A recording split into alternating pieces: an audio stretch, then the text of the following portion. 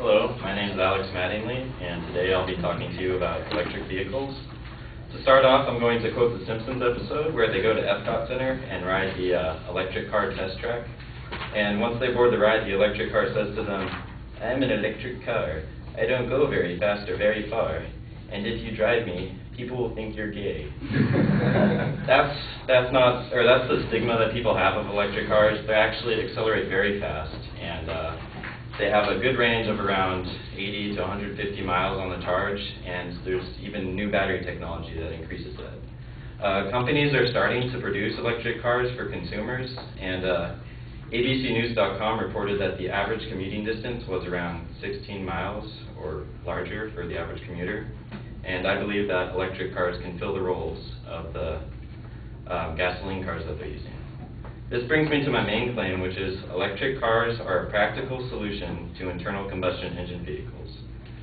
Through my secondary claims, number 1, electric vehicles are more energy efficient. Number 2, dependence on foreign oil will be lessened. And number 3, they have a low operation cost and long lifetime. I'll prove this to you.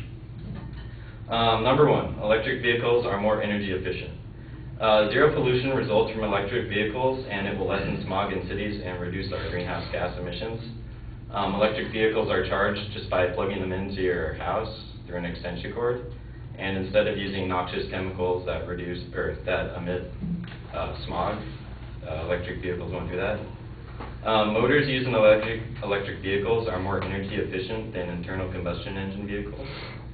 Quoting a study done by Tesla Motors, the production of gas and its transportation to the gas station is on average 81.7% efficient, meaning that 18.3% of the energy content of crude oil is lost in production and transportation.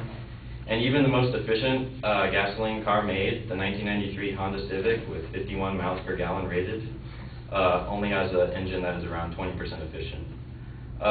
The energy cycle of an electric car, the charging and then discharging of the lithium-ion batteries, is around 86% efficient.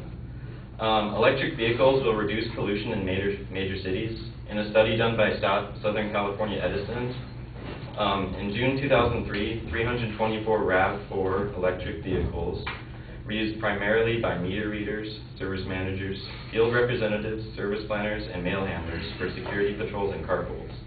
In 5 years of operation, the RAV4 electric vehicle fleet had logged more than 6.9 million miles, eliminating about 830 tons of air pollutants and preventing more than 73,000 tons of tailpipe carbon dioxide emissions. Clearly, with the aforementioned example, more people with electric vehicles will greatly reduce CO2 emissions in our world. For my second point, the dependence on foreign oil will be lessened. Since electric vehicles use no gasoline or diesel fuel, they will lessen the United States' dependence on foreign oil. And from a quote from the Independent Institute, but can't the world run out of oil, especially with developing nations such as China and India using more? Theoretically, the answer is yes, because there are only finite deposits on Earth. Also, as oil prices go up, conservation increases, and alternative energy sources become attractive economically. Clearly, electric vehicles are meant to fill that role of what they need to fill. And on to my third point, they have a low operation cost and long lifetime. Along with the Southern California Edison study, the batteries lasted easily over 100,000 miles with little degradation. The first car reached 100,000 miles in November 2002 after the study was started in 1998. The battery pack still had a capacity of 76%, and the driving range was still 81 miles, which was 86% of the miles that were originally on it. And quoting Reuters, "We have always thought that at some point lithium-ion will take over the nickel-metal hydride batteries in vehicles because it is smaller and lighter. It's got more power and it's more compact. Basically, once the batteries run out in electric vehicles, you'll be able to replace them with cheaper batteries that are lighter and give you more power and range. And many parts that need maintenance in internal combustion engine vehicles are not needed in electric vehicles.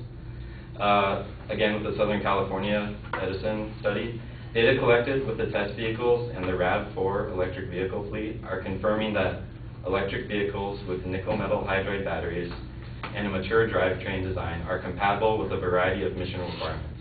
Not only are the electric vehicles meeting the employees' driving needs, they also are very reliable with little routine maintenance required.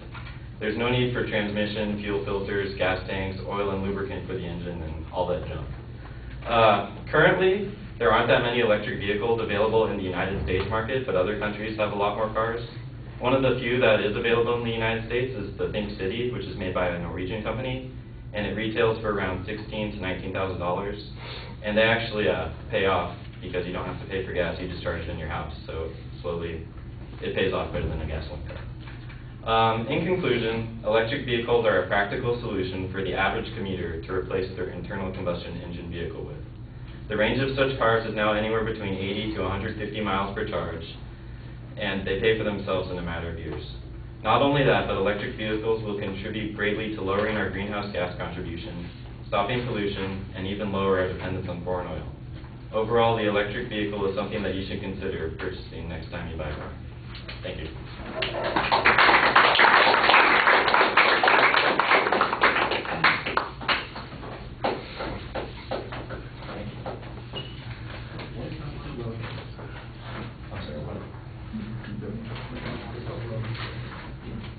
All right, the proposition's very clear. There's a good setup of the secondary claims. I think your signposting on the first point was pretty clear. The second point was a little bit underdeveloped. There's some explanation of efficiency that needs to be added to what you've got.